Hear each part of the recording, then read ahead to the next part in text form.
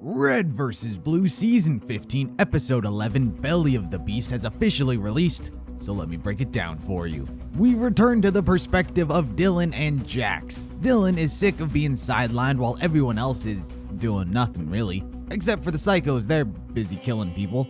But Dylan puts Jax in charge of dealing with Sarge. Sarge is still being ordered to spy on the reporters, and so he's still not doing that great of a job at it. So Jax pitches a movie idea, one that Sarge is the lead role in. Nope, not that one. It's not the #1 movie in the galaxy just yet. It could be, just not now. So, with a distraction in place, Dylan sneaks off and overhears a conversation taking place between Temple and Loco. So now we know that Temple is not deceiving his team, everyone's now a dick. But the Blues and Reds are building a bomb, or a time machine, judging by the parts. But with this newfound information, she goes to Tucker to tell him what she heard. Tucker, still on the fence on whether or not he should trust her, still kind of gives her the cold shoulder, but in the end gives her a tip that could help her by telling her about Temple's computer. Now Tucker said something here. He said that he has zero reason to not trust the Blues and Reds. What? They're still killing people and pinning it on the Reds and Blues. I'm sure Dylan could have pulled up a few articles that she probably wrote about the killings and the Reds and Blues being pinned for everything. That's like a big reason to not trust them.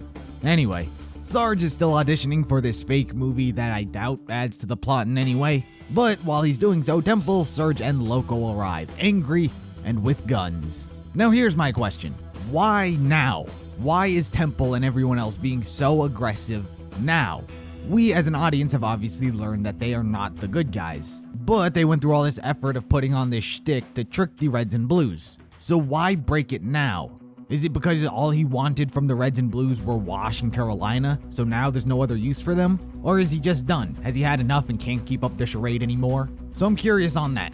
So Dylan finds Temple's computer, but she needs a little help hacking into it, so she calls up a little help from her AI, Vic. Yes, as many fans speculated, she did not kill him in that canyon. Instead, she took him out of the computer and is now using him as her own AI.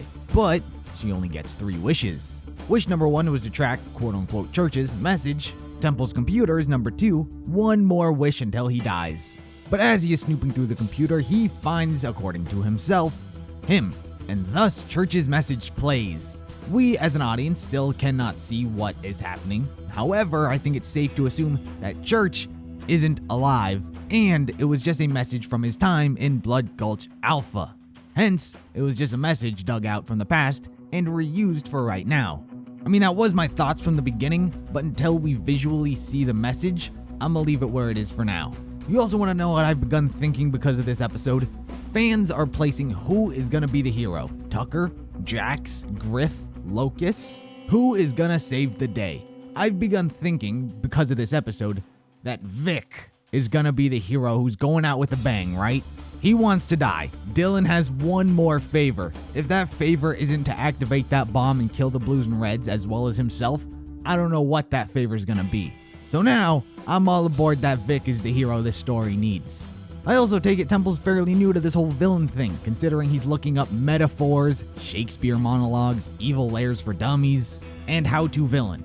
I take it he's new to it all. But in the end, Dylan gets caught by Sarge and Temple, only to be left with a cliffhanger. Now, most of this episode would be how many people describe as a filler. 3/4 of this episode was Sarge auditioning for a movie that is probably never going to be made. Now, there's nothing wrong with that. It was comedic. Red vs. Blue is a comedic show. But I think most of us are just really invested in this whole evil Blue and Red story. But, you know, it was a filler episode that progressed the plot where it needed to go. So, that was the episode. Be sure to let me know what you guys thought of the episode down in the comments. Like the video if you liked it, subscribe if you're interested in more content like this, and I'll see you in the next video.